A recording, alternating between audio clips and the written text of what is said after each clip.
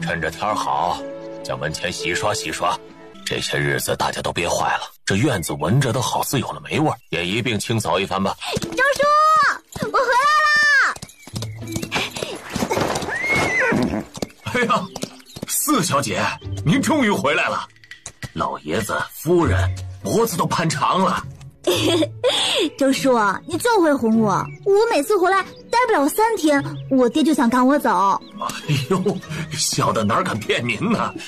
您这次走得太久，大家都盼着您呢。快去通传，四小姐回来了。不用了，我速度比你们快。哎，去给我的小尾巴准备最好的草料。这一路累着他都跟我发脾气了。对了，凤姑在后面啊，等他到了带他去我的院子。是，小的记住了。哎，行李呢？祝长乐一愣，围着马走了一圈。哎，我行李呢？把我行李弄丢了，你还顶嘴？我带来的礼物都在里边呢。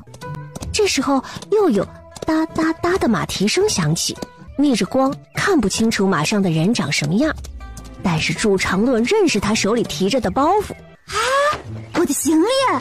还没等他靠近，那人将包袱扔进他怀里，轻咳了几声，调转马头就要离开。等等！祝长乐将人喊住，从包袱里摸出个东西扔过去，看那个人手一伸接住，就笑开了。嘿，反应挺快嘛。谢礼。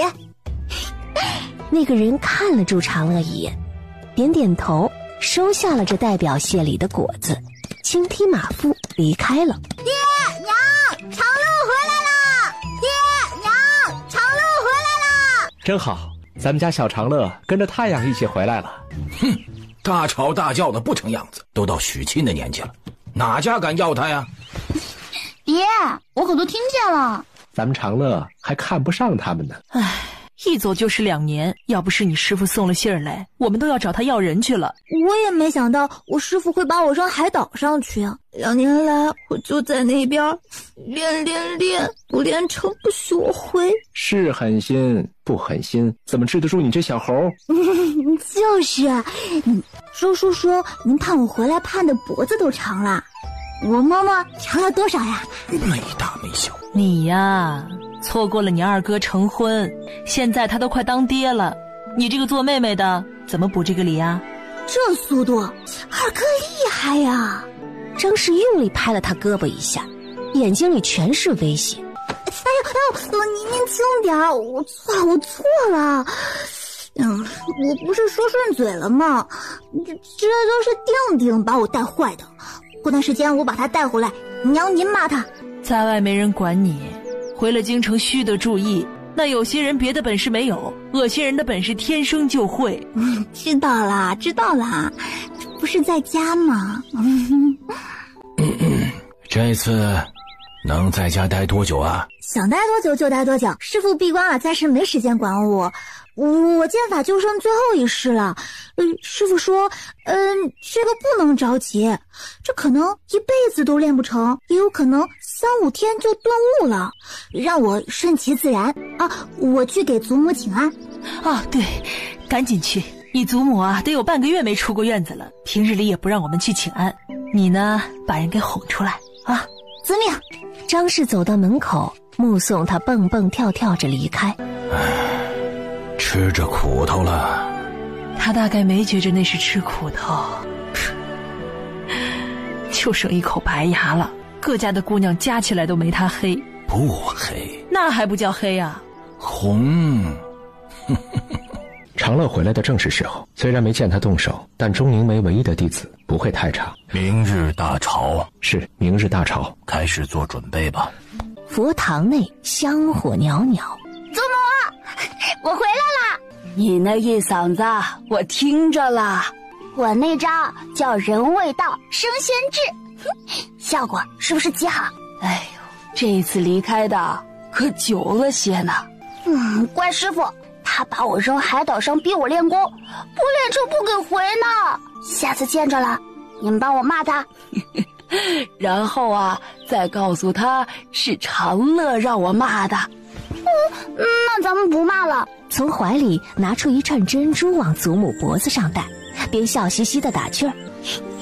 您精神这么好，可见京城最近太平，没什么事让您操心。哎呦，晒黑了不少，玩得开心吗？开心。我才知道野猴还分那么多种呢。他们可聪明了，都能听懂我的话。那有没有带着回来？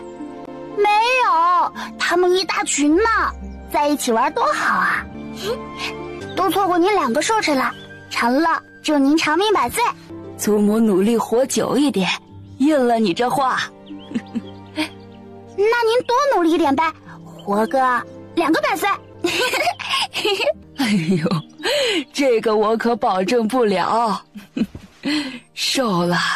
祝长乐扑到祖母怀里，又哄着人出了佛堂，和家人一起用饭。还知道回来啊？你这都黑成炭了。姐，你好多肉肉，抱起来好舒服。我生完孩子才几个月呀，哪那么快恢复？亲家身体好些了吗？啊，好些了。大夫说春天需得多留意，所以也不敢让他老人家出来冒了风。祝长敏带着他们往正屋去。老太太居住的北屋门窗紧闭。亲家母来了，你快躺着，咱们不讲究那些。那我就不和你讲究了。那该如此。长乐回来了，可真精神。你们姐妹不用在我这儿候着，亲家母留下陪我说说话。是，谢谢娘。姐妹俩携手离开，走到没人的地方，就看到长乐偷偷吐舌头。性子养得这么野，将来可怎么办啊？将来的事现在操什么心啊？小外甥真好看，叫什么名啊？陈忠。陈忠，吴陈忠，嘿，好听。祝长敏由着一大一小玩闹，直到孩子看着要睡了，才叫奶娘进来抱走。我呀，就没见过这么黑的姑娘家。那是三姐你见识少，我就见过好多比我黑的。他们每天织网晒网，晒得可黑了，也没耽误他们长得好看呀。你怎么不拿自己和烧炭的去比啊？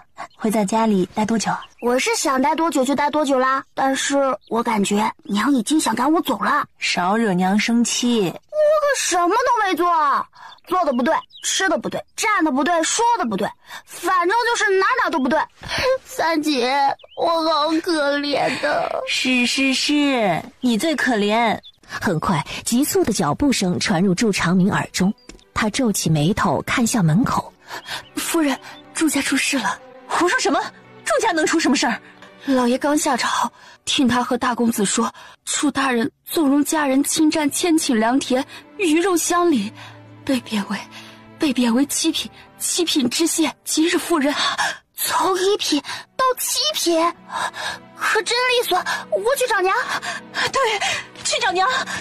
三姐，你这个样子被人看到了，可就让吴家惊叹了。小的时候我第一次打架，那人掉了2颗牙，我班师傅揍我就躲起来了，饿了2天，实在受不了了，就偷偷去找吃的。师傅就在厨房里等着我呢。我真被揍了，但不是因为我把人打了。师傅说打架嘛，赢了要理直气壮，能把人揍趴下就是本事，输了更要理直气壮。只输这一回，要不是永远都赢不回来了。要是再输第2次，师傅才会揍得我屁股开花呢。那是祝长敏从不曾体会过的生活，多么无拘无束，那么肆意。没事的，三姐，不就是输这1次吗？回头咱们就打回去。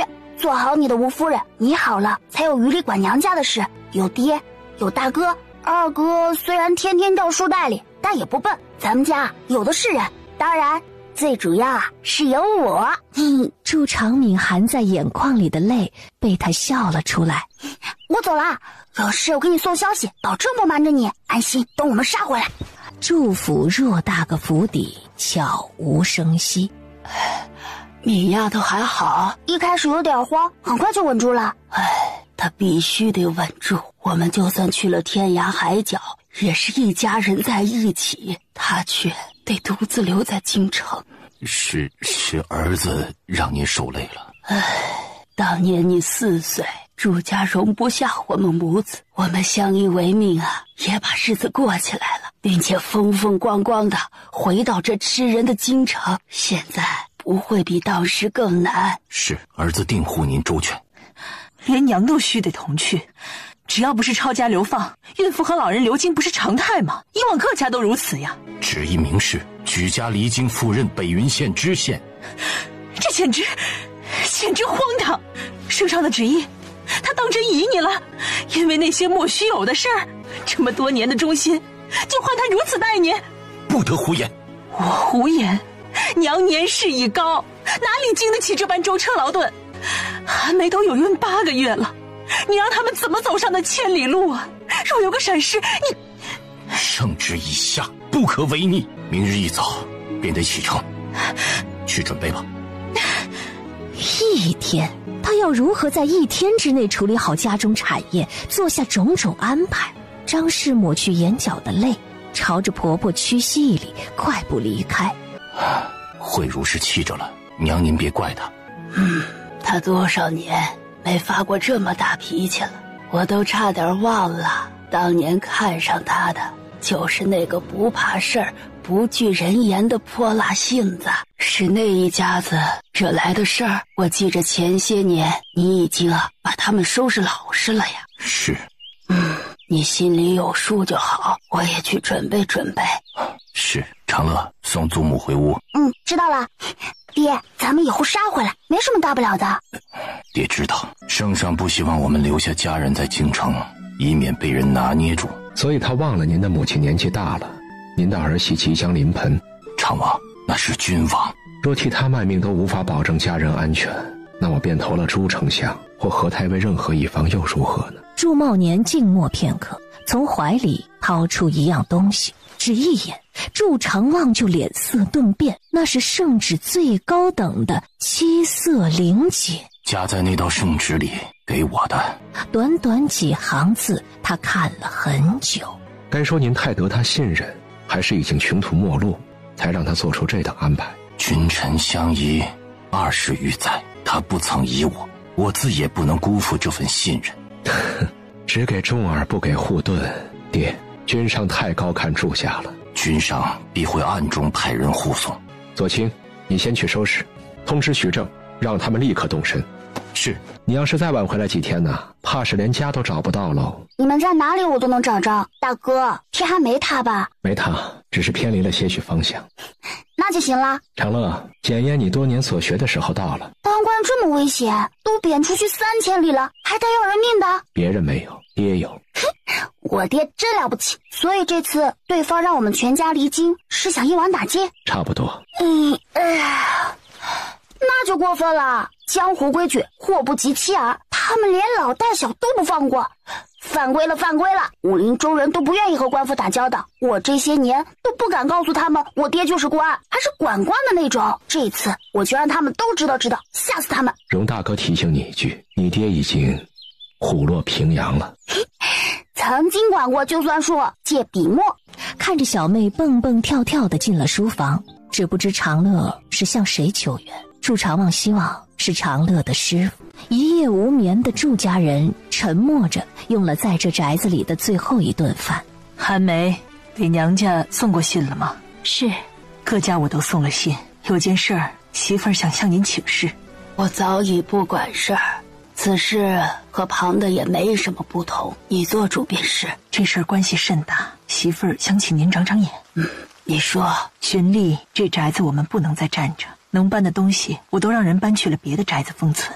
比起这个，真正难处理的是铺面、庄子等那些，变现的话匆忙出售，价钱上会吃亏太多。而且这京城中起起落落见得多了，我相信将来我们也并非就没有回来的可能。媳妇儿也想留些底子在这儿，别到时候要什么没什么，连个体面都撑不起来。是这个理儿。所以媳妇儿打算将这些都放到常敏手里，让他帮忙打理着。一来是留个底子在这儿，钱生钱的，我们一大家子也能生活无忧；二来媳妇儿也想给常敏留个底气。吴家虽然和我们在一艘船上，可人心易变，没有了娘家做靠山，我怕他被欺负。常敏什么秉性我了解，出了事儿他万不会有甩开娘家的念头。若做得多了，吴家不可能没意见。可如果他手里抓着祝家的所有家业呢？便是祝家如今失势，仗着这个，常敏也能在婆家站得住脚。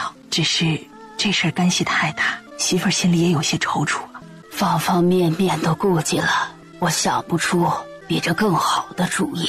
敏丫头是你教出来的，虽然比不得你当年，但该有的担当啊也都有，人品性情我信得过他。昨日他将出嫁时的压箱金都送回来了，武家岂能高兴？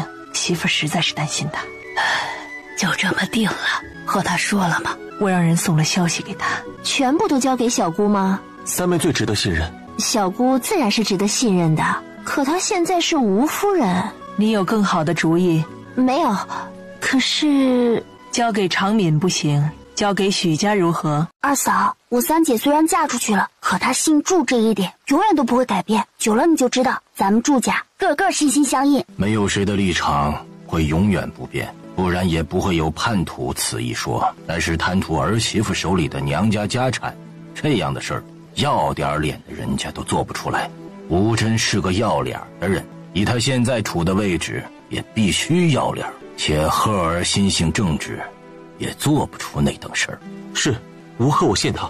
那此事就这么做吧。好，府里下人多数我都还了身契，让他们自去谋生。庄子上的人没动，和我娘家陪嫁过来的一起都留给长敏用，总了6辆车先行，每房留1人侍候，其他的跟着管家随后跟去。韩梅，这种情况下产婆就不能跟着了，你只能到了那边再请。你带上你屋里的秦娘子，他家那口子随后和管家走，其他人我做主留下来。可是娘，我只是知会你一声，不是和你商量。作为祝家的媳妇儿，这时候应该想的是如何共度难关。娘，韩梅她没那个意思。没有便好。外边传来动静，朱管家快步走到门口，探头看了一眼，立刻禀报：老爷是高知，不请自来，可不是客。朱相遣我前来为祝大人送行，顺便提醒一声，7品官住从1品大宅，可是违制的。祝大人也不想临走再领个罪责吧？老朱相惦记了。祝大人这话没错，朱相最是惦记祝大人。不知道4小姐学艺学得如何了？天下无敌。这位大人，要不要和我比划比划？哎呦，4小姐高看了啊！在下不过一介草民，不敢担大人之名。不是大人，那是小人，都有胡子了呀，看着也不小了。4小姐谬赞。你误会了，我没有赞美你，我骂你不要脸的。都说祝家教子有方，看来也不过如此啊。比起祝家，高家呀，一定是祖坟冒了青烟了，才出了你这么一位大人。不过嘛，夜路走多了会碰到鬼的，而且这个鬼啊，通常是自己人，比如……一派胡言，祝大人。你都说我是胡言了，还找我爹告状干嘛？知道他那么多见不得人的秘密，等事成了还留着你点灯不成？什么人才能永远闭嘴？那必须是死人啊！你还是盼着你家那位大人，事情永远成不了吧？他成了，你可就没了。祝大人，哎呦，你又告状，我不说了还不行吗？我找风姑去了。把东西都带上，马上要出发了。知道了。小女无状，见谅啊！老朱相如此惦记，还请高先生替我谢过。将来怕是相见无期，愿朱相早日得偿所愿。长亭素来是道别的地方，此时便有不少人在等着。别担心，不说岳父自身的本事，便是我爹他们也定会想方设法让他回来的。结果再好，我爹娘祖母还是要吃这一遭苦，这些事没有人可以代替，他们会伤身，会痛，便是将来荣华富贵位极人臣也抵不了这些。若是病了倒了，哎呀，不要想太多了。我大哥的身体怕是还比不得祖母，我怎能不想？二嫂还挺着那么大的肚子，那些人一定会有报应的。几句话的功夫，马车停了下来，祝茂年步入长亭，拱手团团一礼。爹！吴贺跟着喊了声岳父，扶着妻子的手始终没有放开。长敏，你去找你娘，他有话要交代你。是。祝长敏不敢耽误，擦去眼泪，小跑着上了马车。张氏将一个四四方方的盒子托起来递给他，那分量让祝长敏差点没拿住。现在还不是流眼泪的时候。娘，这是祝家所有家当。长话短说，搬出来的东西全放在城南那座3进的宅子里，所有库房钥匙都在箱子里，祝家的铺面、庄子、明面上的暗地里全在这里边。所有能带走的银钱我都带走了，这方面暂时不用你接济。长敏，你要替娘、替祝家把这些都打理好，若有需要我会给你写信。除祖母、爹娘、兄弟外，任何人的话你都不可信。已经放走的下人和我们前去的，以及留下给你听用的，我各写了一份名单，你要有所防备。便是曾在祝家听用多年的，也不可尽信。娘，其他的话我不想听，你只需要告诉我能不能替娘当好这个家。我可以，娘，女儿可以。娘信你，我们都信你。要聪明些，便是吴家有所退避，你也须得理解，不要拧着来。无论何时都要先把自己顾好，可记住了？是，女儿谨记。无论何时都要先把自己顾好，可记住了？去吧，别淋着雨。祝长敏抱着箱子跪坐起来，在狭窄的马车内和母亲磕头拜别。三姐，你放心，有我呢，去了外边就是我的天下，没有什么是我应付不来的。长乐，家里人就交给你了。交给我。姐夫，你知道我爹为什么能打败那么多人成为状元郎吗？自是因为岳父聪慧。是也不是，因为他要回到这里，让曾经欺负他和祖母的祝家人得到教训。结果你也看到了，祝家这些年谁敢不敬我祖母？而这次他不再是单枪匹马，文有大哥二哥，武有我，内有我娘，上有祖母坐镇。你说我们回不回得来？爹，可以走了吗？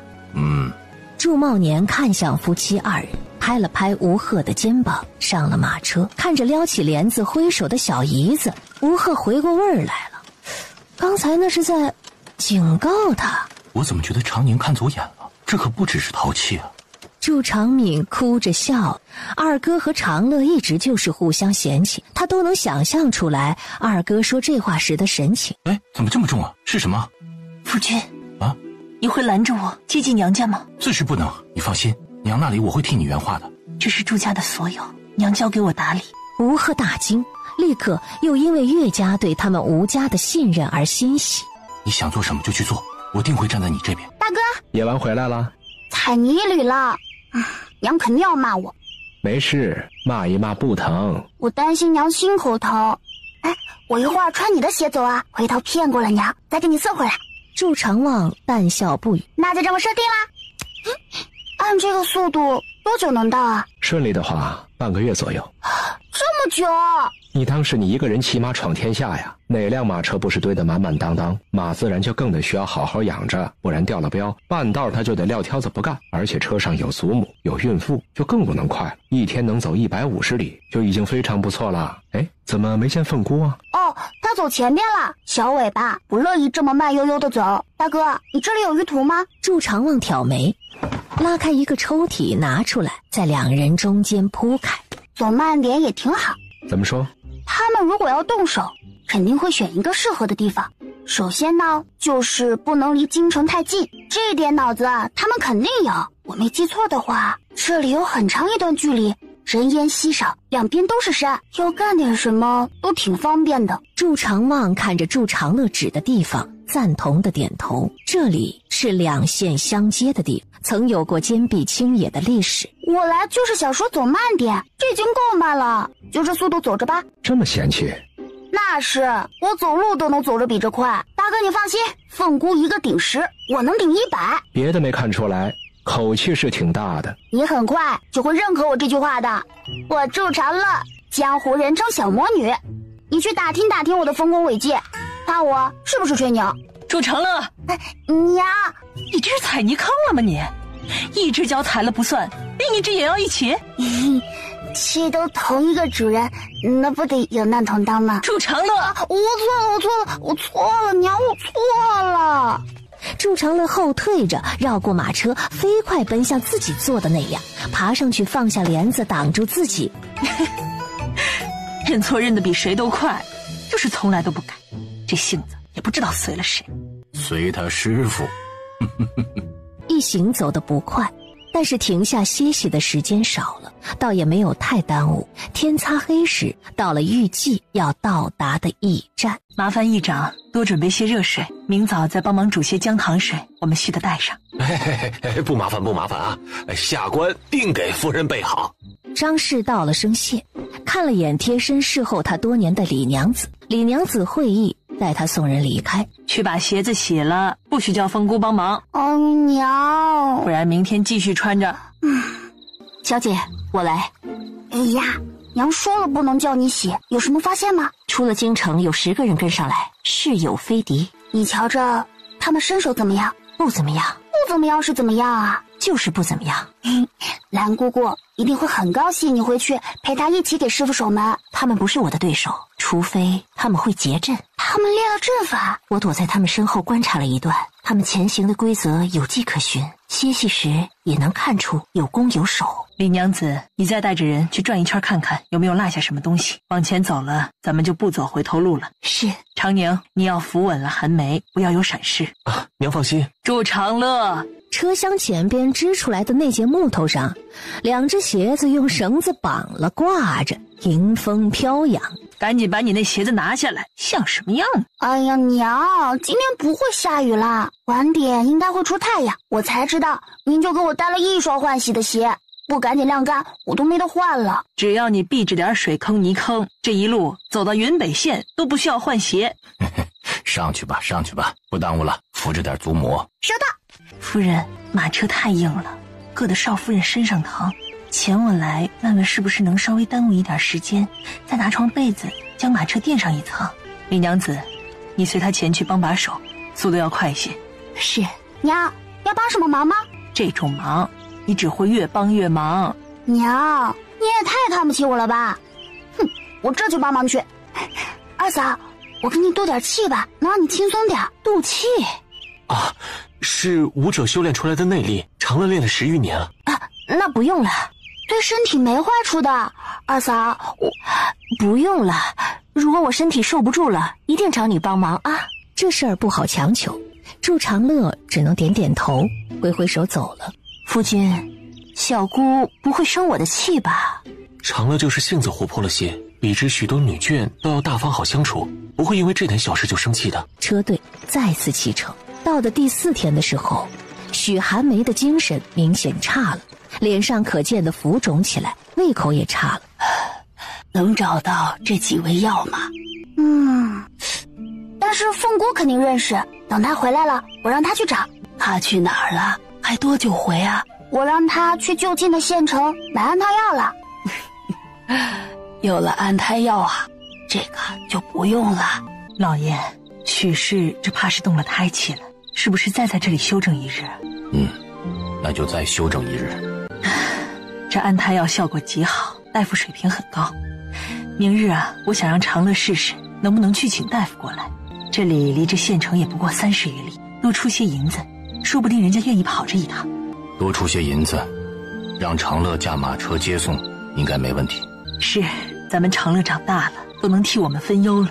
月黑风高，风吹得树叶沙沙响，隐隐绰绰的，仿佛藏着无数人影。小姐，他们拦住了吗？来了多少人？你瞧着他们拦得住吗？15人，他们结了阵，不分上下。这时旁边的门开了，祝长旺扶着门框慢慢的走出来。大哥，你听到动静了？好像还挺远的。我听到你说话了，来得比我预料的早一些，这里不是动手的好地方。可能是今天我们突然停下来不走，打乱了他们的计划。也算是歪打正着了，总比踩进他们设下的陷阱里好。后面几天也许打乱了才行。动静越来越大，祝茂年和祝长宁前后脚的出来了。那是什么声音？驿站里还住了别人？就我们，没错，冲我们来的。为什么呀？娘，您带着祖母去弟妹屋里，无论听到什么动静都不要出来。看来都有两手准备啊。几个人都不再说话，看着上边的人你来我往，倒下的或落在他们面前的院子，或者滑落去了外边。小妹，长宁，好好看着。二哥别怕，他们都太弱了，太弱了。看出来了啊！今晚结束，可以休息了。明晚还会来？二哥，你猜？很开心。有点儿。大哥，你要理解我，我被师父关在海岛上2年，我连人都没见着一个，更不用说其他了。上岸后啊，从凤姑那儿知晓了师父闭关，我不就直接回家了吗？我都好久没动过手了。以前经常动手。当然，江湖儿女有事全都说话，我的目标就是打过师父，让他听我的。很美好的愿望。师父说了，如果我能打过他，我让他干什么他就干什么。不早了，爹，回屋歇息吧。推我进去。好嘞。有把握吗？大哥，你要信我，三姐是绣着花长大的，我是打着架长大的，让我绣荷包呢肯定绣不好，但打架我还是有把握的。你要相信这些人我对付得了，而且我还请了帮手，只是他们不像小金子一样能飞，需要点时间才能过来。我和凤姑啊能撑到他们赶来。追杀从今晚开始到云北县才会结束，甚至到了那里都不会结束。你只要防着他们来阴的就行，打架的事交给我，兄妹齐心，其利断金。这句话倒是没有念错，家人的安全就交给你了。放心，没问题。驿站重新安静下来。他们死伤怎么样？伤了半数，没有死，阵法没破。但是如果明天再有敌人，受伤的那几个会撑不住，力量失衡之下，阵法容易破。这雷声大雨点小的，今晚真就是来听个响啊。是，看来要我们一家人的性命的决心还挺大的。要不到。是不是都憋坏了？我就在您附近的岛上，除了比您多条船，其他都一样，还没那么多猴子。后边估计要热闹了，太血腥的，避着点我家人。是，我可以跟着那些人去把源头掐了。源头就2个，一个朱丞相，一个何太尉。说以武犯禁，先不说能不能成功杀了这2人，后果必然是破坏朝堂和武林多年的平衡局面。大道理我不懂，但是这种平衡我知道，破坏不得，不然大家日子都不好过。凤姑点点头。明天须得往前走，你注意探路，别给他们机会使坏。祖母和二嫂一点磕不能经不起。是。李娘子，你去问问驿站，驿站应该有干净的枯草，找出来去给马车都垫上一层。许氏的马车尤其要垫厚一些。是。唉，他不接受我给他渡气，可以让他舒服点的。人会对未知的东西感到害怕，能理解。不过到了关键时刻就无需顾及这些，性命重要。路上我和他说说。你对那里有了解多少？一知半解说不出个所以然，只会让他更排斥，索性就不要说了，说不定这一路也用不上。许氏独自在房间用饭，得知本来可以休息一日，却因为祝长乐的一句话而要继续赶路，许氏忍不住黑了脸。幸好娘不在，不然还得了。我在。你要是生气，事情可大发了。谁让我祖母生气，我就收拾谁，是孕妇也不管，是不舒服的孕妇也不管。让梁婆婆来陪着你，我今儿骑马，后边安生不了，有什么动静你也别害怕，他们打不过我。祖母不害怕，有小长乐在啊，祖母一点儿都不害怕。一路上许寒梅吐了2次，但她也硬气，没有提出要休息。到了驿站，勉强喝下汤药就睡了过去。祝长乐担心他肚子里的孩子，趁着晚膳时二哥不在，偷偷潜进屋里给二嫂渡了些内力过去。他不喜欢您都写在脸上了，何必做这些？他不喜欢我，我也不喜欢他就行了，犯不着拿性命来证明这一点。只要他对我二哥好，对我将来的侄子侄女好，喜不喜欢我也没什么关系，反正又不是我和他过日子，将来家里安稳了，我也不会待在家里啊。似是已经知道打草惊蛇，或者是觉得摸清了底细，敌人来得比昨晚早，动静也比昨晚大。被当成弱小的蝼蚁，明目张胆的围杀，凤姑，我不高兴了。剑出鞘，身影从屋子里消失。凤姑，你不去帮长乐吗？小姐她应付得了。又好像等了很久，祝长乐飘身落到院子里，将剑扔向凤姑，扑向他爹。都赶跑了，爹，我厉不厉害？没白学这么多年。那是，娘，别怕。长乐保护你。追杀戛然而止，连着3天风平浪静，祝家人自然不会觉得对方这是放弃了，倒更像是暴风雨前的平静。终于来了，再不来，我娘的狮子吼功就要提前突破了。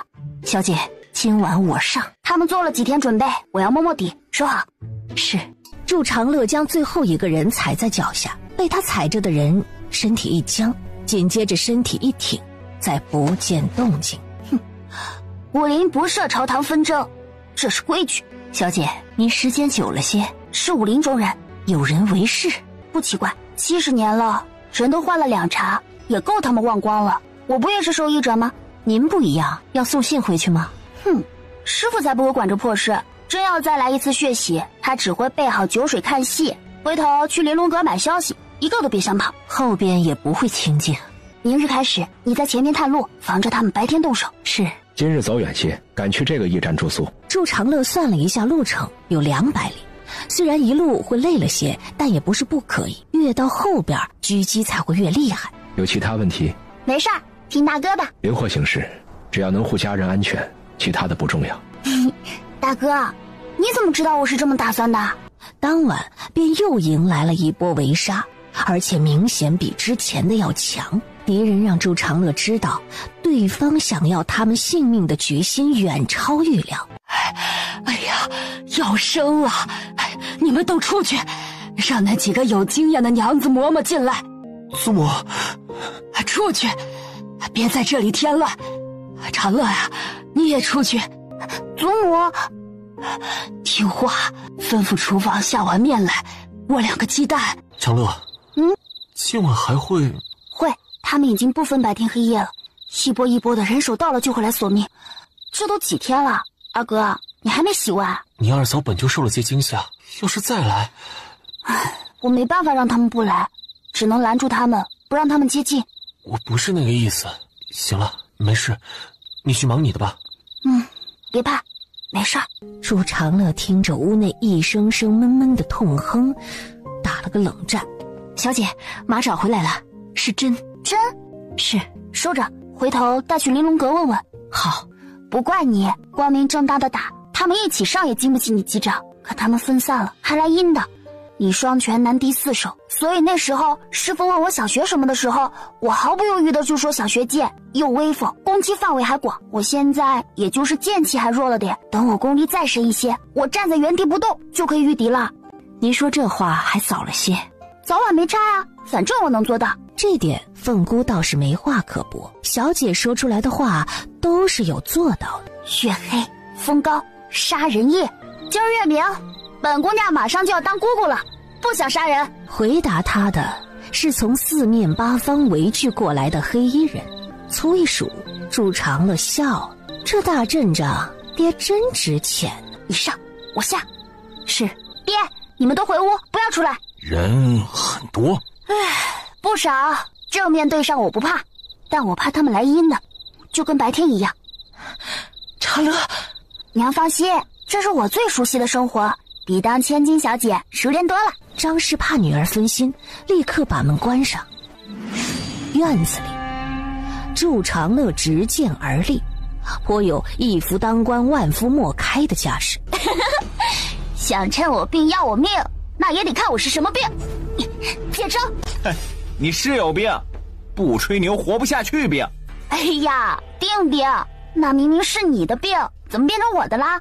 哎呀，说句好听的。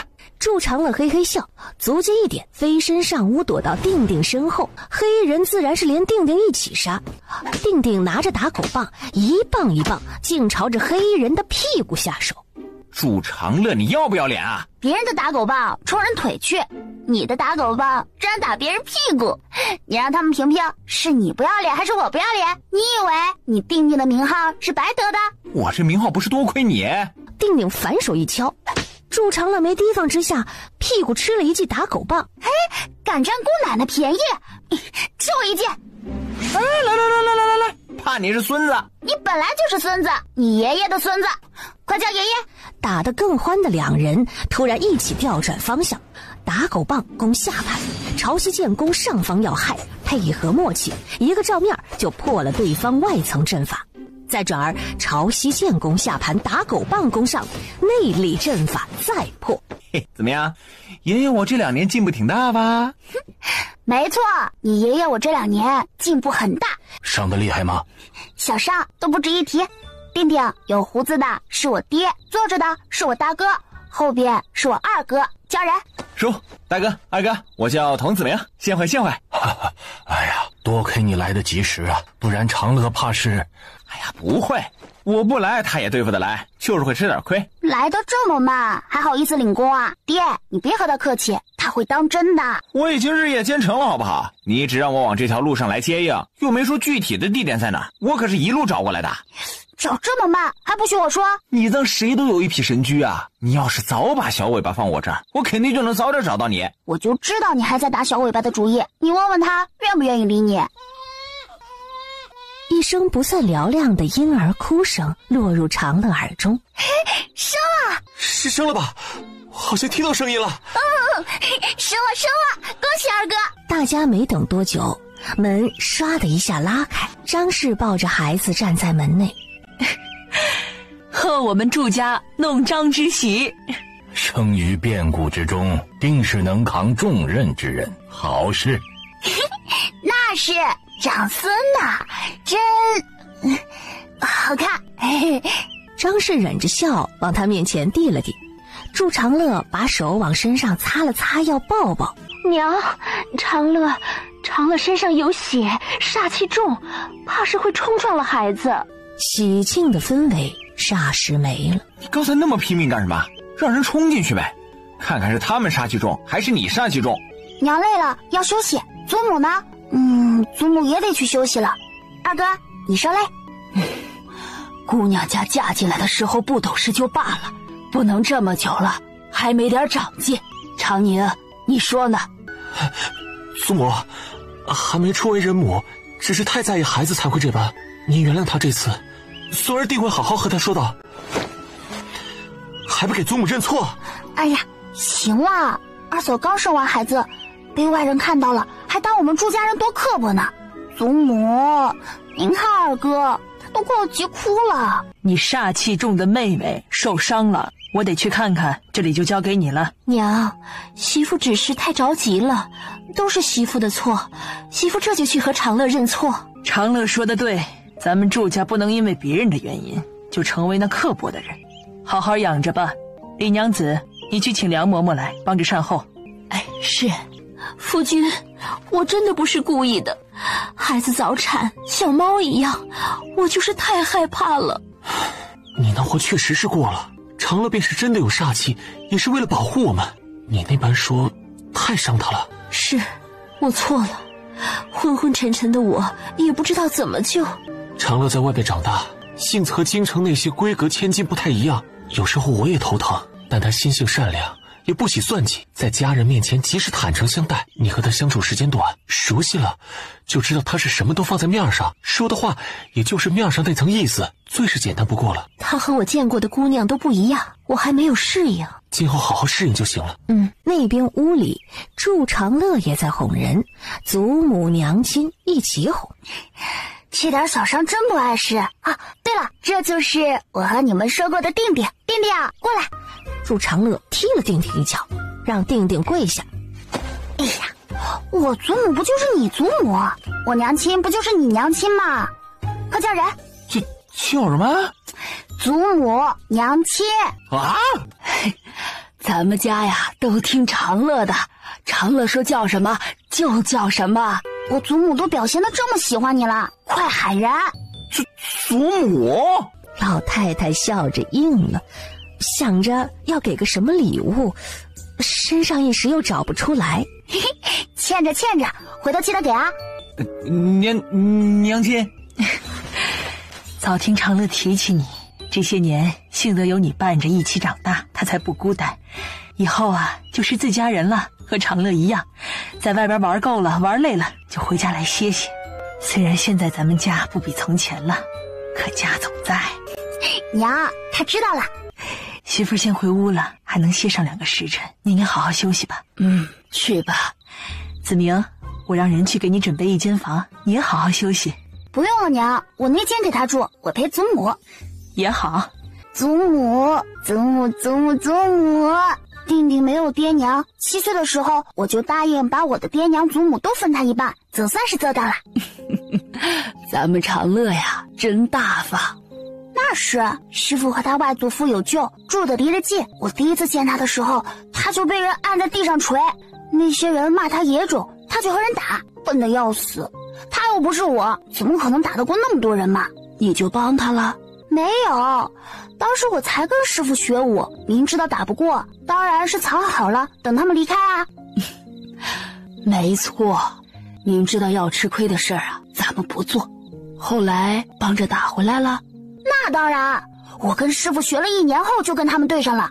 不过第一次我没打过，被他们锤了。打架嘛，有输有赢，多打几次，交情就打出来了。那些人现在和我关系都不错。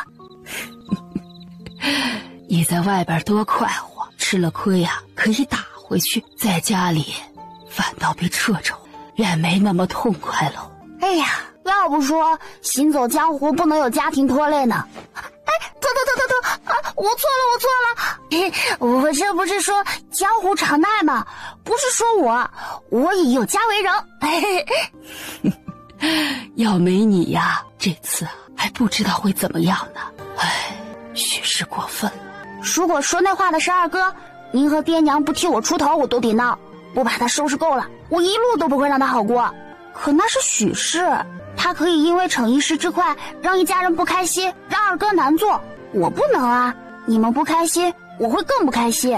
我也不想逼着二哥在家人和媳妇儿之间2选1。我要是也只顾自己痛快，那和他还有什么区别？他对你们好就行了，他就是我二嫂，我敬着他，让着他，做个好小姑。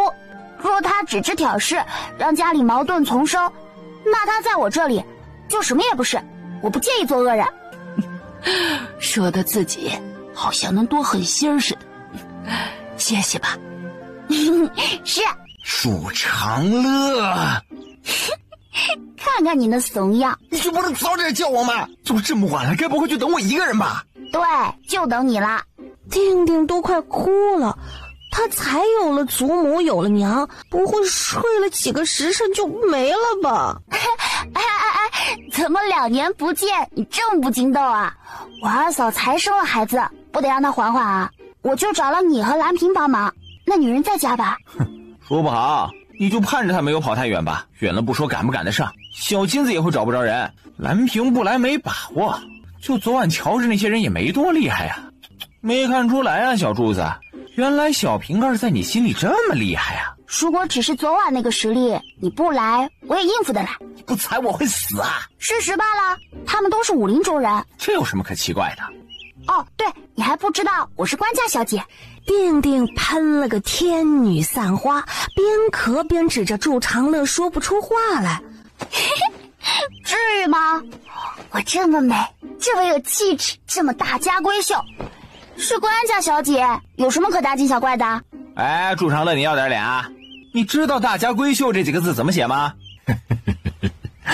行了，别用京城那些规矩约束他，他压根儿也没把自己当成千金小姐。江湖儿女不拘小节，他倒是做得很合格。老爷，哎，随他自在吧。我爹是从一品御史大夫，督管百官，厉害着呢。哼，这么厉害，怎么会被追杀呀？厉害才有追杀的价值啊！他要是不厉害，别人做什么要杀了他？这是要去哪儿啊？云北县。云北？没听说过，去那儿干什么？我爹是云北县县令啊，当然要去赴任了。不是御史大夫，怎么又变县令了？官海浮沉，升迁和贬离不都正常吗？哦，我发现了，祝长乐你真是越来越厚脸皮了呀。那是，修炼2年，我不得方方面面都有点进步啊。简单来说，就是我爹从1品被贬为了7品小官，但是呢，因为他太厉害了，赴任途中被追杀，听懂了吗？哼，懂了，所以是有人不干人事儿，忘性真大。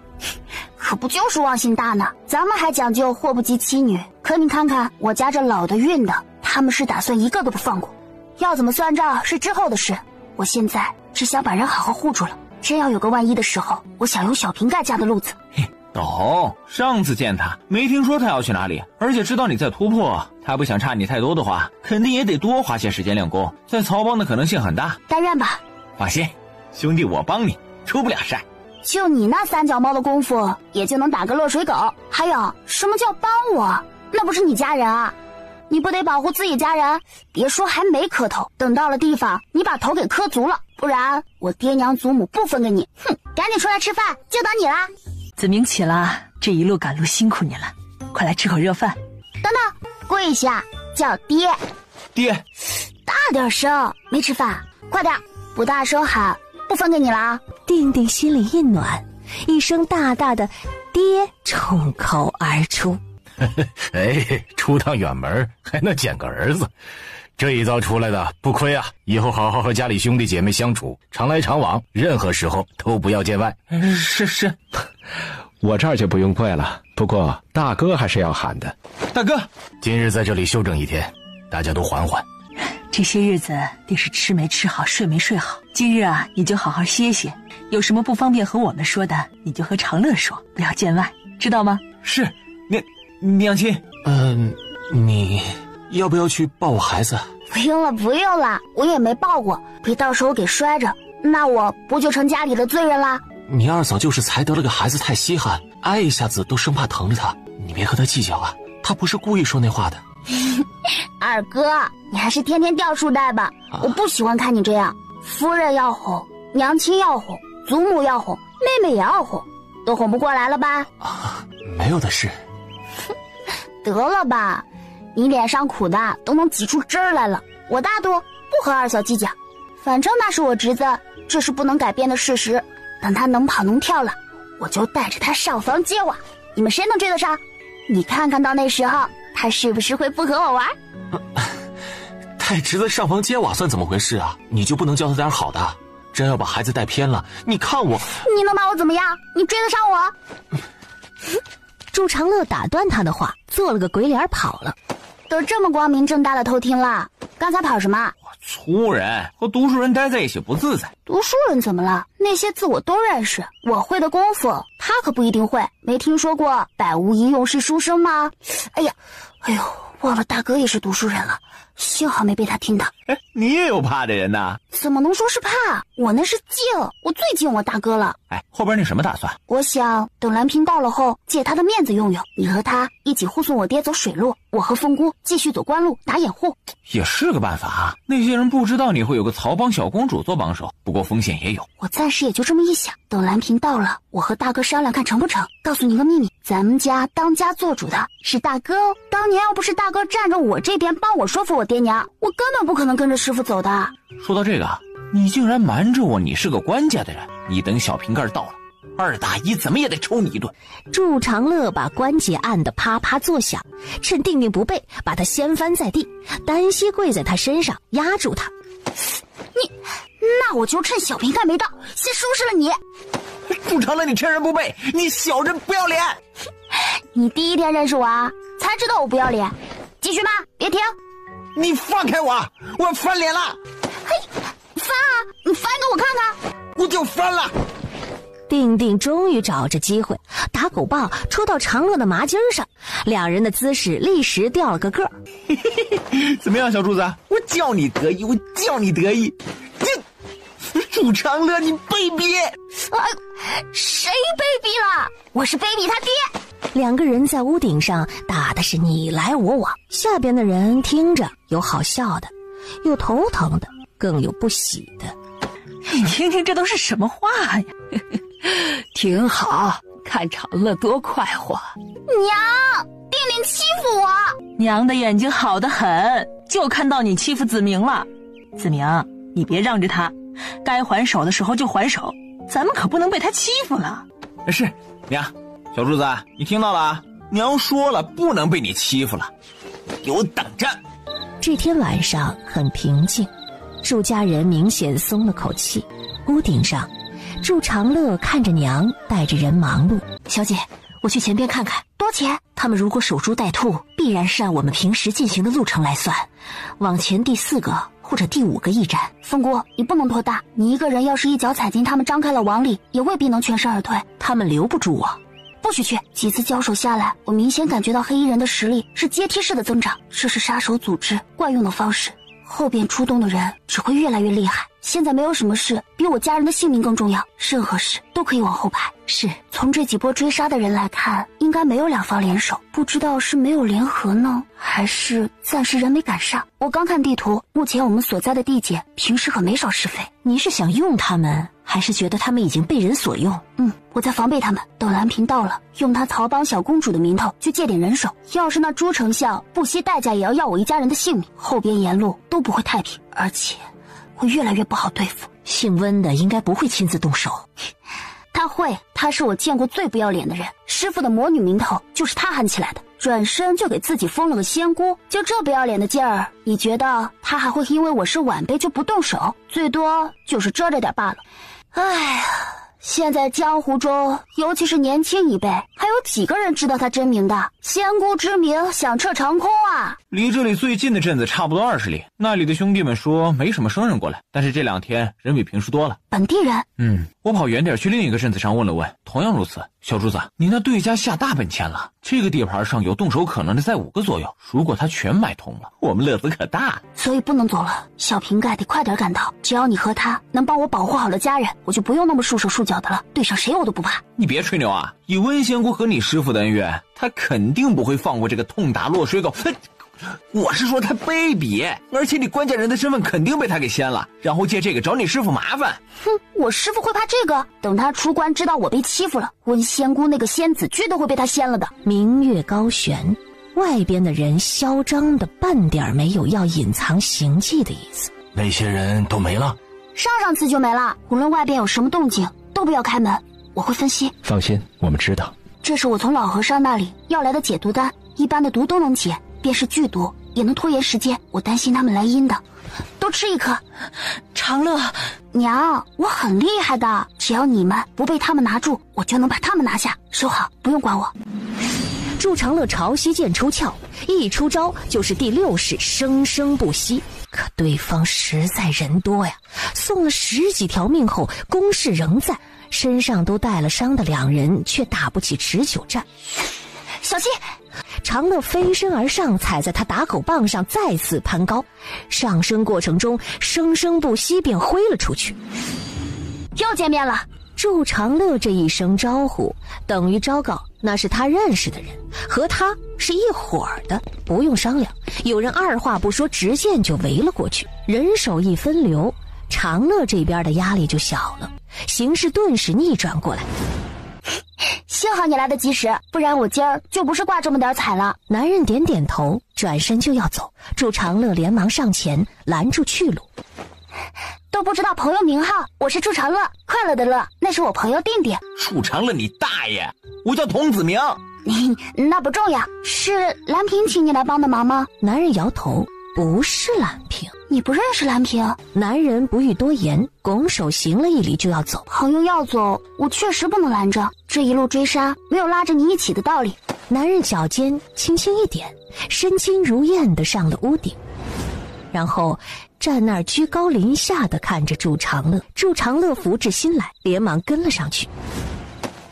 不走了？男人点点头。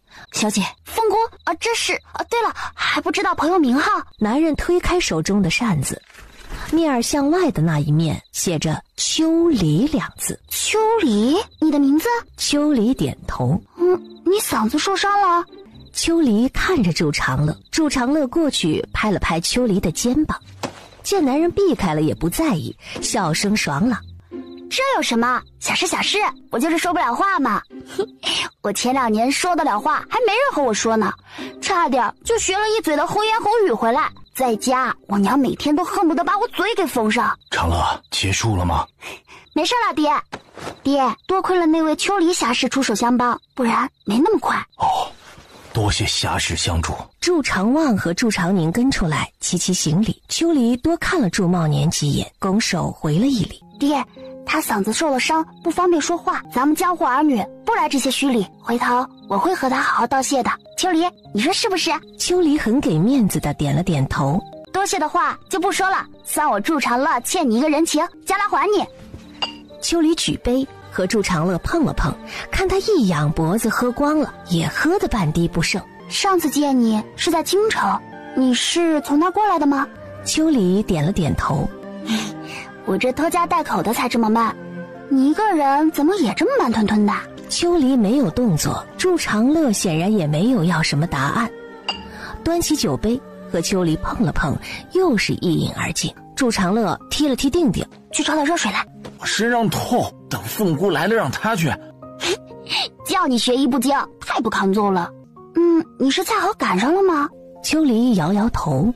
那你是特意赶过来的？秋离点点头。这么说的话，那你就是赶来相助的呀？秋离摇摇头。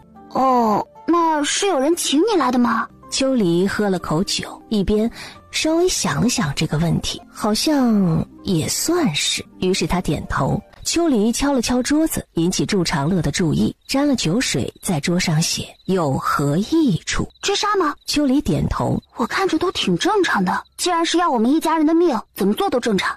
秋离在纸上写了2个字，正常。我知道你想问的是什么。一开始我也挺意外会有武林众人插手进来的，毕竟有誓约在前。可转头一想，就觉得没什么了，人多有忘性啊。昨天的事今天还忘呢，70年前的一道誓言，还想让他们记上几百几千年，做梦去吧。看他们的熟练劲儿，这誓言说不定早就破了，把人全杀了，不就没人知道了吗？秋离挑眉，真巧，他也这么想的。回头啊，等到地头了，我爹娘他们都安稳了，我去玲珑阁买消息去。至于杀姑奶奶的，一个都别想跑。在京城见过？见过一面。回家那天，我行李不知道什么时候掉了，他捡到了。就这？不然呢？我还能和他有点什么奸情？祝长乐，你再这么下去，是不是都要忘了你自己是个女人了？沐浴的时候我就记起来了。就见过这一面，你就放心他留下？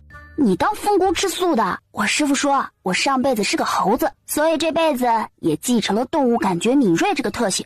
你师父明明说你皮得跟个猴一样。我师父不知道多高兴我皮实，换个不皮实的哪里经得起他折腾。秋离这人我感觉不到危险，但是他有目的性。怎么说？他本来是打算走的，听我说了那话，突然就决定留下来了。总不能是被我的话激到了，虽然我本来就是要激他的，但是后来相处过后，我觉得他不是能中激将法的人。他的目标也是你爹？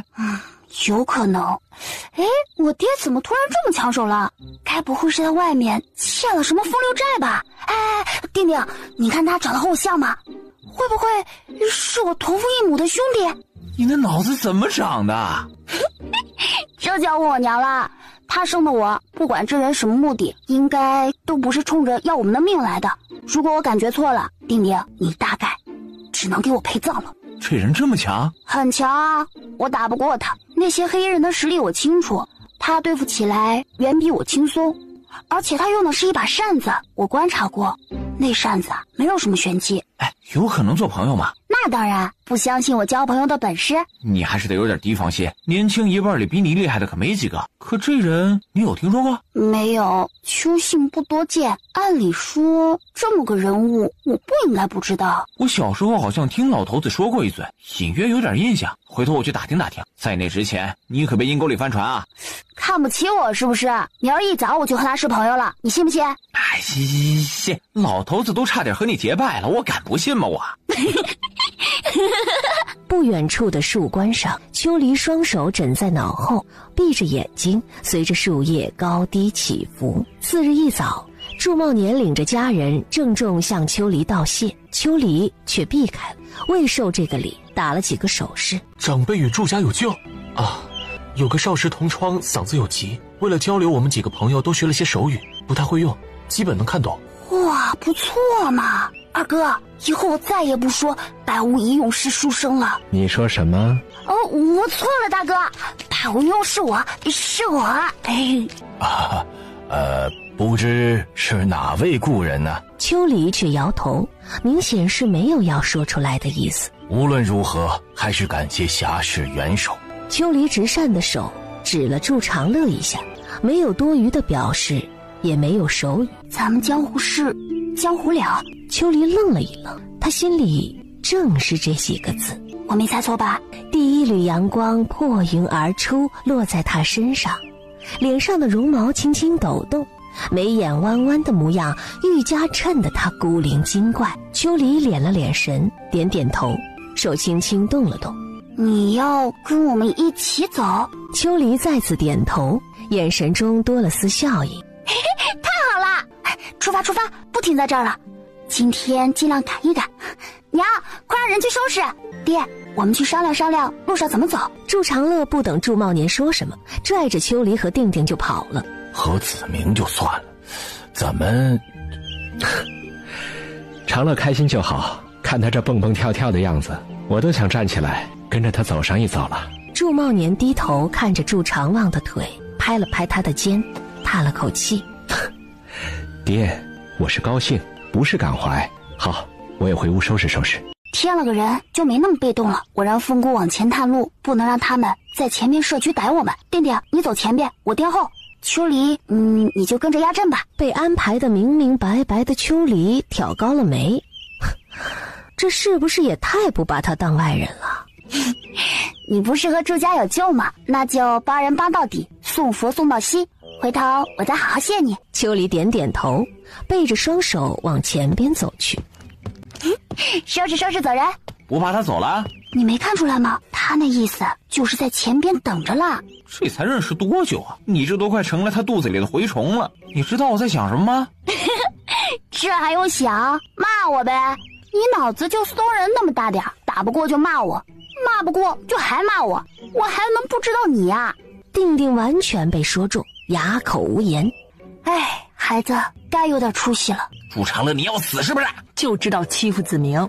哎，娘，您这太不对了啊！我为什么跑？不就是为了不被他打吗？结果他没打到，您打到了，这算下来，我不还是挨打了吗？我亏了呀！不得了，看到书本就打瞌睡的小长乐会算账了。算账不会不行啊，大哥，你不知道吧？在外边不会写字都没关系，不会算账啊，就等着被人坑吧。定定绝对是第一个坑我的。祝长乐，你摸着良心说说，咱们之间谁坑谁多？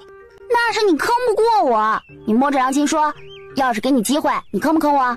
没说的，肯定坑。正在此时，许寒梅由秦娘子扶着出来，她低头垂眸，和长辈请安。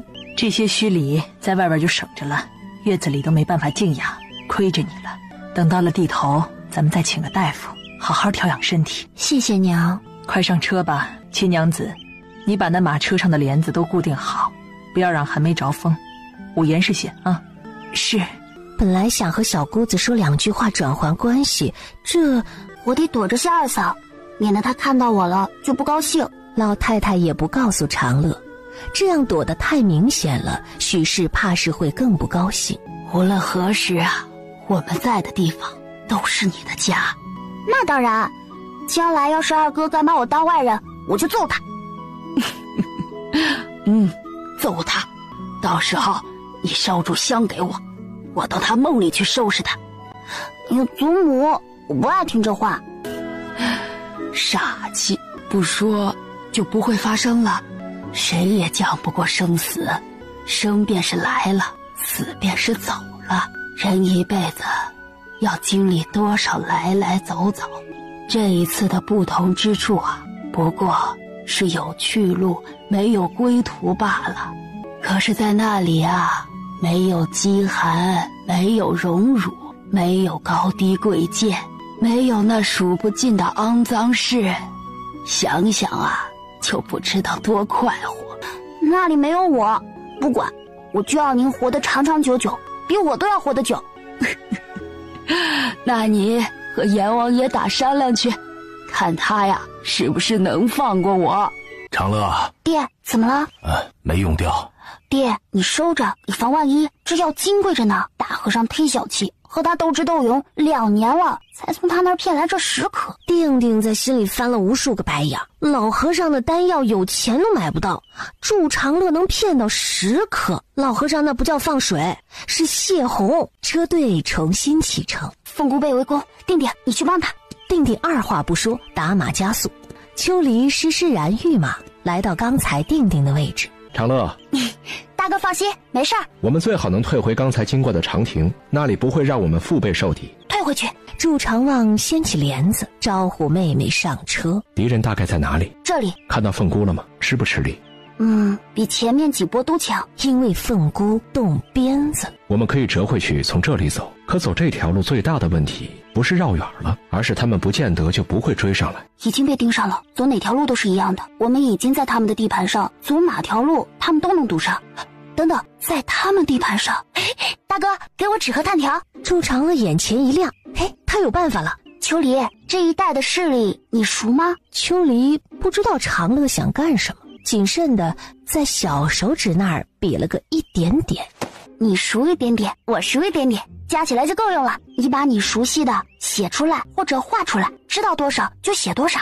秋离挑眉，无声询问。之前定定就探到本地武林人士出没异常，要我掂命的人估计是花了大价钱把这一路都打通了。等凤姑他们回来就能确认这一点，十有八九就是如此。都这么明目张胆了，是笃定我们活不了了吗？既然都知道是谁干的，我再一路被动挨打，就是我自己狗脑子了。我师父要知道我干了这蠢事，会把我扔到岛上再待2年的。秋离捏住炭笔的一头笑，弹了弹纸张，看向祝长乐。少了。秋离微微点头。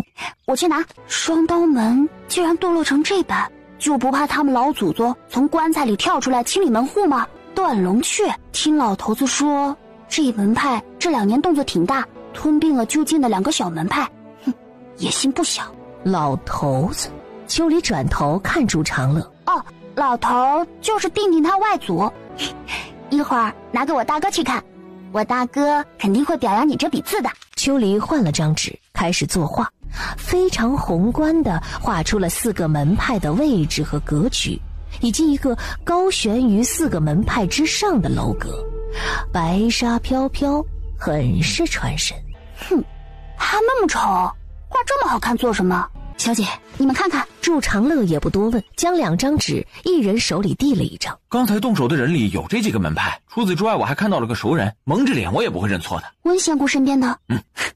你猜他是想杀了我，打我师父的脸，还是以菩萨的姿态出现在我面前，让我感恩戴德呢？后者。我猜也是。小姐，你打不过他，加上我也不行。谁说我要和他打了？我做小辈的经过这里，过门不入，就太不礼貌了，是不是？是，理应拜见，我这就去送拜帖。我们去找个地方歇歇脚，今晚住在那里。家里人我会管好。祝长望不是没藏招，徐正带着人手就在前边，随时准备接应。可是从第1次被围杀开始，他就知道这些人手除了平白送命，起不到任何作用。所谓仙子，自是住在仙境，名曰落花谷，还未入山门，香味便若有似无地萦绕在鼻端。酒香比这好闻多了。我想在鼻子前边挂个酒葫芦。秋离看他那想打喷嚏又打不出来的难受样，掏出了个东西放到扇子上，拖到他面前。这是什么？打开。秋离点头，祝长乐懂了，拔了塞子闻了闻。哇，舒服多了。贵客迎门，迎接来迟，还望恕罪。不迟不迟，我刚才还在担心会不会被拒之门外呢。仙姑心善，便是乞丐前来，也要热饭热水给足了，怎可能将祝女侠拒之门外？你的意思是仙姑把我们当乞儿了吗？说起来好像也没差呀。定定，你不就是丐帮弟子吗？快把你的破碗拿出来，装点热水热饭，我们就走了。不能冷了仙姑的一番心意呀。祝女侠恕罪，是我不会说话。仙姑已经在等着诸位了，请随我来。不啦，我们就在门口等着便好。路途中难得能吃口热的，仙姑果如传言中一般心善。祝女侠大人大量，原谅我嘴拙，您岂是乞丐可比？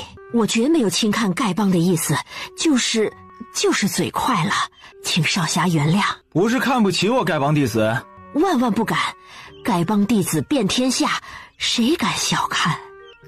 小柱子，去一趟。也是，身为晚辈，既然来了落花谷，自当前去拜见，才不失礼。引路吧。几位这边请。秋离旁观2人一唱一和，眼看着昂着头出现的妇人，转眼间被2人搓磨地低下了头。仙姑真好看，比我以为的还要好看。早过了韶华之龄，长乐会这般说，我才意外。称呼你长乐可以吗？哎呀，从仙姑嘴里叫出来，我都觉得名字更好听了。嘴巴真甜。这2位是我的朋友，童子明和秋离，其他是我家人。这是我爹朱茂年。不知仙姑可有听说过这个名儿？不知长乐是想让我回答认识还是不认识？怎么答我都会当成你认识的，除非仙姑亲口说婉中已经不在你的掌控之中。我说了你就信？那当然，仙姑又怎么会说谎呢？温仙姑不说是也不说不是，抬手示意大家都坐。不知长乐此来可是有什么事儿？倒也没什么大事，我二嫂刚刚生产完，祖母年纪大了，也需要有个地方好好歇上一晚，缓缓劲儿。途经此地，便想到了仙姑。不过，仙姑若只给我们一顿热茶热水，我便也感激不尽。热茶热水，温仙姑看向低着头不敢看她的长侍，稍一想就明白了是怎么回事。莫说只是歇上一晚，便是久住也是使得的。仙姑这般说，我可要当真了。你不是说仙姑不会说谎？那我就不和仙姑客气了。可算是给家人找着免费护卫了。时间仓促，准备不足之处还请见谅。这肘子来自于落花谷中特有的一种走兽，熬炖入味，入口即化，长者吃最是合适。哎，仙姑有心了。这桃胶是去年的留存，皆产自落花谷中。夫人不妨试试味道，若喜欢，走时可带上一些。只看着闻着便知不是凡物，有幸吃到是我的福气。听长乐说你才生产过，这是我让长侍特意熬煮的汤，料都是放足了的，对产妇极有好处。劳仙姑费心了。都是长乐的家人，费心也是应该的。我要不好好招待长乐的师傅，怕是要来掀了我这桃花谷了。哎呀，不会的啦，师傅已经很久没出门了，天天呢不是喝酒就是晒太阳。等我能打过他了，我就天天不许他喝酒，不许他晒太阳，天天呢把他赶出去出门会友。到时候说不定就来和仙姑叙旧了。他不练功了吗？早不练了，他说够用了。仙姑，你只让我看不让我吃，是不是有点残忍了？是我的错，没注意到长乐饿了，快请。祝长乐吃的是头也不抬，好好吃啊，每一样都好吃。仙姑，需要跟上去吗？不必，之前围攻他们的人怕是暴露了。他们就4个人，虽不知那秋离的底细，以他的年纪来说厉害也有限，总不至于4个人就把那4派全灭了。他们也没那个狠毒心性，在落花谷的地盘上动手，等于是打您的脸。您在我的地盘上如此犯贱，才是打我的脸。若有本事真将人留下也就罢了，可钟凝眉的弟子岂是那般好对付？就算将其他人都留下，他也跑得了。他身边的凤姑号称9条命，打不过逃命我也未必追得上。到时便是众人皆知我温仙姑为是，钟凝眉会不管他徒儿挨了欺负，把他引出江湖，掀起血雨腥风的后果。想让我来担，也得看我愿不愿意。您是故意的？有的人野心越来越大了。哈哈，螳螂捕蝉，黄雀在后，还是仙姑您厉害。你当那祝长乐不知，明日将半连的人头送到断龙阙去。仙姑，被主之人留着作甚？卓锦，是不是我这几年太过好说话，让你们误会了什么？啊，万万不敢如此想。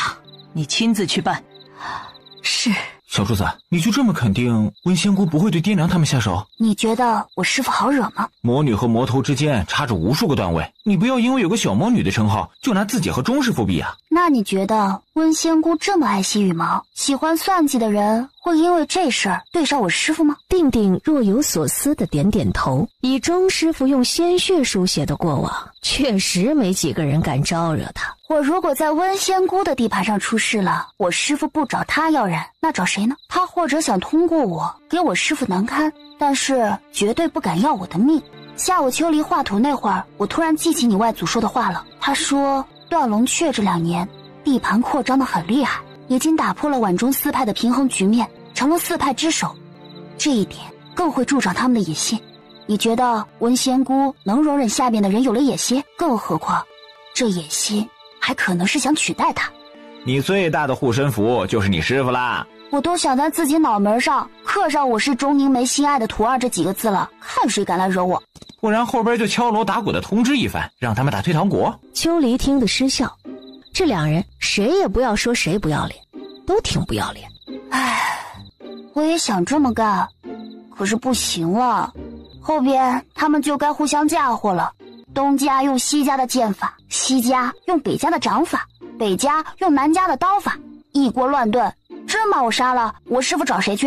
空明山庄占地极广，院子套着院子，看着倒挺像是哪个亲王侯爷的别院。我算是发现了，皖中江湖门派日子都过得不错，既然都不缺钱了，那这姓朱的许了他们什么啊？让他们来搅和这浑水？不为钱就为了权呗，老的没戏了，小的培养培养，说不定能往那条路上蹦呢。看看这格局，像是没点想法的江湖粗人能规划得出来的。唉，要是每个粗人都有你这个自觉就好了。祝长乐，你是要在这里跟我打一架吗？说的好像在这里你就能打过我一样。祝长乐看着下边陆续亮起来的灯光，要是这么说话还不能将人惊醒，那他们大概就是被人下药，等着他来屠杀了。来者何人？我是今天被你们追杀的人呀，我送上门来喽。下边先是一静，然后立刻骚动起来，陆续有人跃上屋顶和一行4人对峙。秋离用扇子戳了戳祝长乐的肩膀，用扇子在脖子处一划，全杀了？不，那太凶残了。我要有那个想法就不会过来了，这种残忍的事怎么能自己动手呢？师傅说背负的人命债都是会反噬的。哎，等等，我怎么觉得有点不对啊？主子是报仇，要说反噬，也是那些人背负了人命债，遭到了来自主子的反噬。小姐，外边传言主子血洗哪里的时候，他正拎着棍子。知道了，这种事就不要说了。咱们今天主要是把他们的腿打断，让他们动不了就行了。秋离点头表示明白。小柱子，现在亮身份应该是有用的，不试试？我不，被追杀一路了，姑奶奶要先出了这口恶气。他执剑往前冲去，生生不息的剑气同时挥出，定不甘示弱，拎着打狗棒追上去，护住长乐的左翼，凤姑护住他右边，3人配合着摧枯拉朽般往前掀翻一片。秋离则站在原地没动，手里不知何时抓了一把石子儿，一颗颗精准地袭向暗地里想耍阴招的人。不知朋友是何方高人？秋离自是不会回应他，反正不是你那一方的，认识我吧，认识我就行了。老夫眼拙，确实不认识女侠。那我就提醒你，尊老爱幼，让你3招。来，他手指弯刀直奔祝长乐面门。祝长乐闭着眼睛，避过弯刀上射来的那束强光，动作没有半点停顿。秋离将差点投掷出去的扇子泄了劲儿，推开扇了扇，走得离祝长乐近了些，拦下其他人对祝长乐的攻击。我太不尊老了，不好意思呀，桑庄主。不过我可不是坏孩子，师傅说了，对付坏人就要比他更坏，打得他翻不了身，再踩他几脚就怕了。你说我师傅说的有没有道理？你师傅是谁？哎呀，背后那人没告诉你吗？我师傅姓钟，名凝眉，号魔头。没错，就是你想的那个人。桑庄主，被人当枪使的滋味怎么样？你以为好处那么容易拿呀？若真只是朝廷命官一家子，用得着动用你们这么多人？感谢我吧，打断你们的腿也就交差了。我真要死在皖中，你们一个都活不了。别说我师傅不会放过你们，你们身后那人也不会留着你们这些活人当证据，最后将他咬出来的。你知道是谁？你猜？你的腿呢，我就不动了，毕竟这么大年纪，要是养不好，那不得瘸了吗？不好，我给自己积德，放过你。其他人嘛，除了女眷，有一个算一个，全给我打断。快了。祝长乐离开的时候，看着躺了一地的人，憋屈了一路的心情好了不少。一行4人同样这般收拾了双刀门和归元剑派后，来到了最后的目的地断龙缺。祝长乐来拜杀啦！雀主在哪里？快来迎接！阙某等候贵客。对，贵客。雀主啊，最知道我们值什么价了。我想知道我有多贵，雀主方便告知吗？自然。啊，丁丁，他没生气。能把自己名字这么用的人，是不一般。上得山顶，一个留着络腮胡的高壮男人背负双手站在中间。雀主好气势。刚才阙某一直在想，祝四小姐师承何人，姓祝，武功高强，想来想去倒是想起来一人。没错，就是你想的那个。看到没有，丁丁，我果然大名鼎鼎。你不如顺便问问是什么名儿？当然是美名啦，雀主，是吧？这位是我朋友啊。雀主，你这不对，这次来的主角是我，你不用关心别人。咱们明人不说暗话，我值多少钱？1箱黄金。箱子是多大的？祝长乐比划了个天那么大的。阙龙看着他把手抬起来一些，阙龙还是看着他。祝长乐慢慢的缩小，看阙龙还不点头，他不干了。我是不是也太不值钱了？你爹值钱，人家的目标本来也就不是你，你只是顺带。那我们说点正事。70年前的事，雀主便是不曾亲眼见过，当也听说过。却曾听说武林志亦有记载。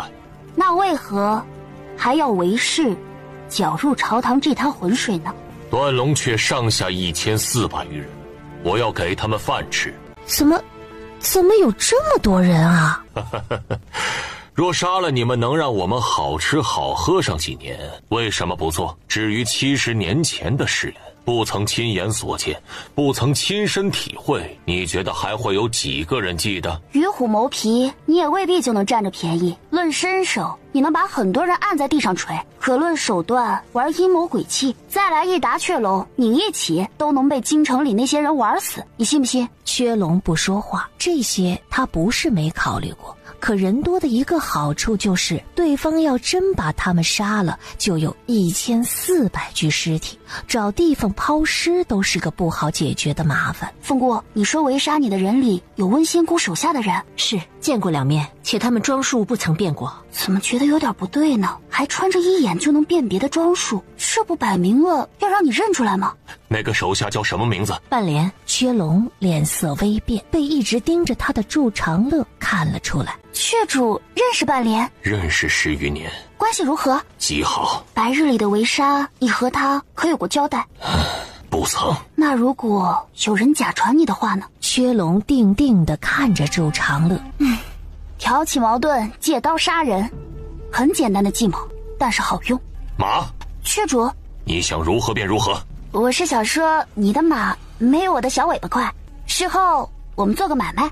成交。那我就先走一步了，放心，若还能赶上，我会拦着的。阙龙翻身上了自己的马，跟着4人纵马扬鞭往落花谷赶去。此时天已近天明，好久没替你束发了。是好久了，还记得年少那会儿，我们经常互相帮着束发，悄悄在里边添一些小花样。真的好多年了。姐姐刚才梳头发的时候，我发现我都有白头发了。没什么，就是想到年轻那会儿了。妹妹一直是我们4个里最好看的。都老了，妹妹可有和仙姑求恳过你和雀主的事？仙姑未必不知晓。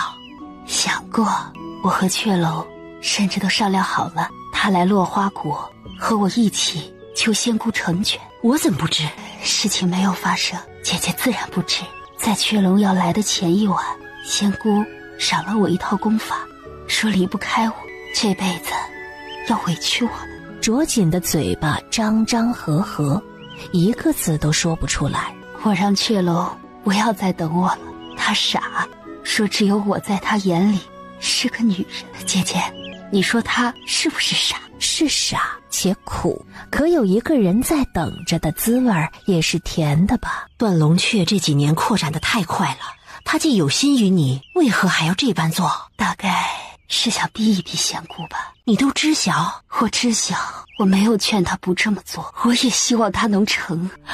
我想嫁给雀龙姐姐，我想嫁给他，他是我想了半辈子的人。半莲，姐姐，你是来送我上路的吗？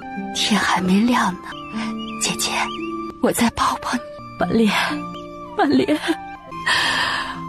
我本来也就不想活了，熬不住了，就是舍不得雀龙，心里装着一个人，他也装着我，可我们不能在一起，一点希望都没有，太绝望了，太绝望了。你再求求仙姑，我和你一起去求。哎呦，但凡有一点点可能，我何至于熬这么多年？半莲，半莲，你会活不了的呀。那就不活了，没什么大不了的。姐姐，我不让你动手，你会难受的，还有几十年好活呢。把我打晕，你藏到客院去。客院，出家人住的那里。姐姐，他们怎么会管落花谷的闲事？你跑不出去，不如冒险藏到客院。天快亮了，祝长乐他们应该快回来了。祝长乐他师父和仙姑的恩怨，这辈子都扯不清，能让仙姑不好受的事，他肯定愿意做。到时候你就求他，你和他哭诉你和雀龙的事，你就说想在死前再见雀龙一面，请他帮忙成全。他年纪小，有极大的可能会心软的，这就是你的机会啊！就算最后仍旧难逃一死，也要再努力试试，哪怕是能见到雀龙最后一面呢。祝长望坐在门口闭目养神，他向来较少，一宿不睡对他没有丝毫影响。我是半莲，落花谷内长事，我想求得祝女侠庇护。转瞬间，祝长望已经想出了3种可能：一，这是个饵，钓的是祝家人，目标是长乐；二，这是个局，针对祝家；三，落花谷内部出了问题，哪种都有可能。我知晓大公子必然不信我，稍等，我先将这里的侍候的人解决掉。半莲说着话，起身目标明确的去了仆从的居所，很快又回转，重又跪到祝长望面前，从袖带中拿出一封信，当着他的面在信纸上写上半莲2个字，并且按下了手印。我之所求不为活命，只想见一个人一面，若不成，也想求祝女侠帮我把这封信带给他。祝长望扫了几眼信上的内容，是一封措辞缱绻的情书，也是对他的投名状。祖母，叨扰您了，此事有您在会好些。你们啊，办你们的事儿。正是春寒之时，姑娘先喝口热的暖暖身子，不知姑娘想让在下做什么？我想在这里等祝女侠回来，大公子只需让我留在这里便好。听长乐说过，温仙姑非常厉害。是，仙姑很厉害，可钟凝眉更厉害。温仙姑不动我们，不代表不动你。半莲姑娘未免太高看我了，我连走路都需要依靠轮椅，怕是护不住你。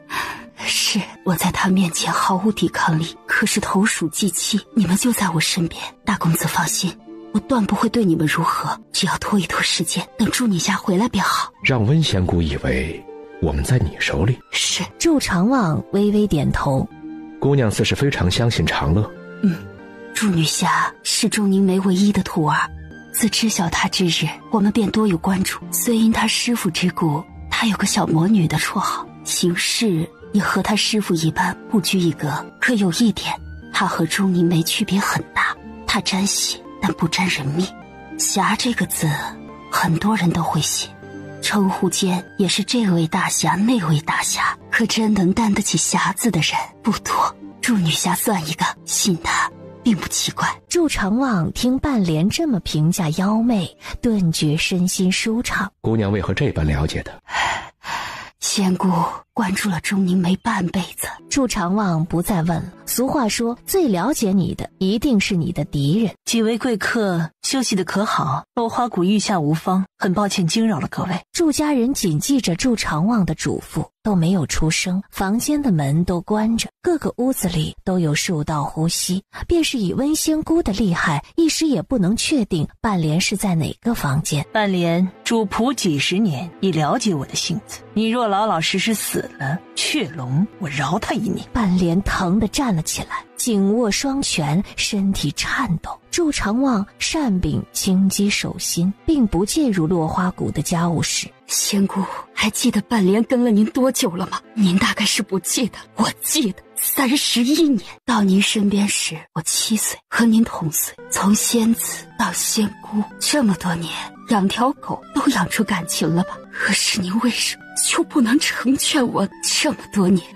这么多年的忠心，都换不来您一点点的怜悯吗？他不是良配，谁是？胡大侠吗？谁人不知胡斐是温仙姑的逆鳞？落花谷众人下意识地看向仙姑。我不怕了，死都不怕，我还怕什么？您说雀龙不是良配，我觉得他是。他等我10年，陪着我没有希望的拖着耗着。我甚至偷偷想过，如果他能赢过您就好，到那时他来求娶，您应该就会同意了。很好，我成全你们。温仙姑飞至半空，水袖连挥，瓦片悉数飞起在上空集中。她再一甩手，瓦片尽数掉落在院子里，扬起灰尘一片。既然这般相爱，我便成全你们去做一对鬼鸳鸯，如何？温仙姑再次一挥手，数片瓦片听话地在她面前排列整齐。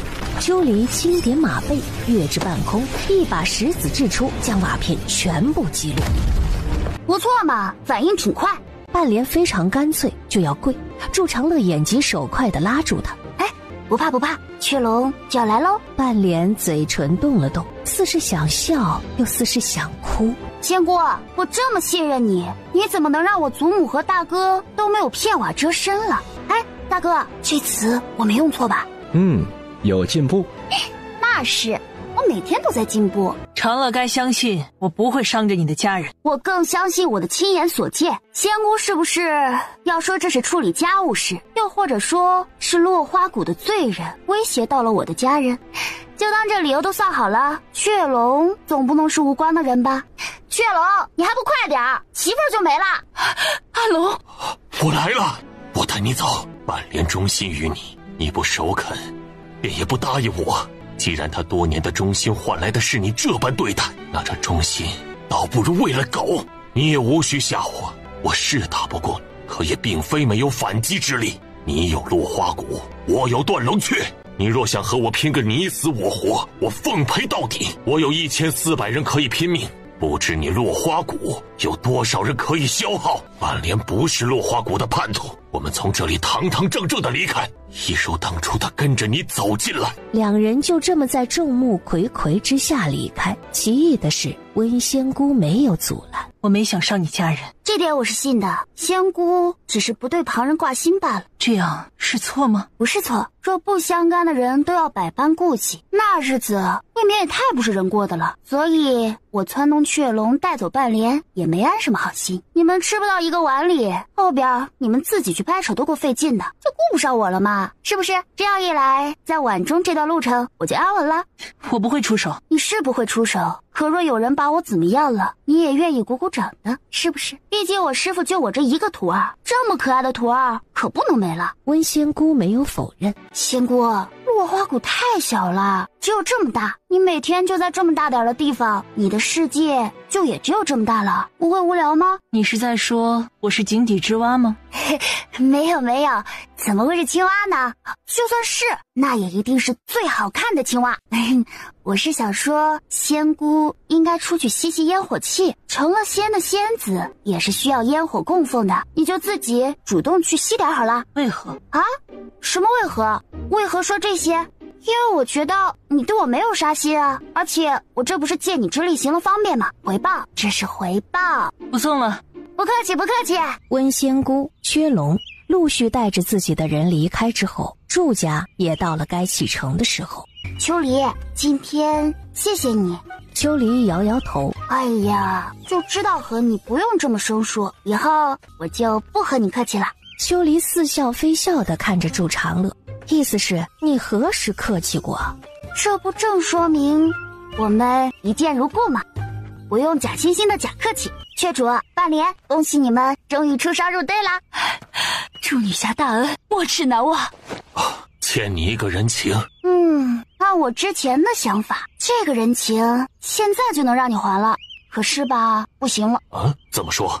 我之前是打算以雇佣的形式，请段龙雀出人护送我们去云北。你们缺钱，我缺人，不正好吗？现在你们估计是抽不出人手了。温仙姑会动手？你就这么大摇大摆的带着他的人走了？如果他什么都不做，落花谷就里子面子都丢尽了。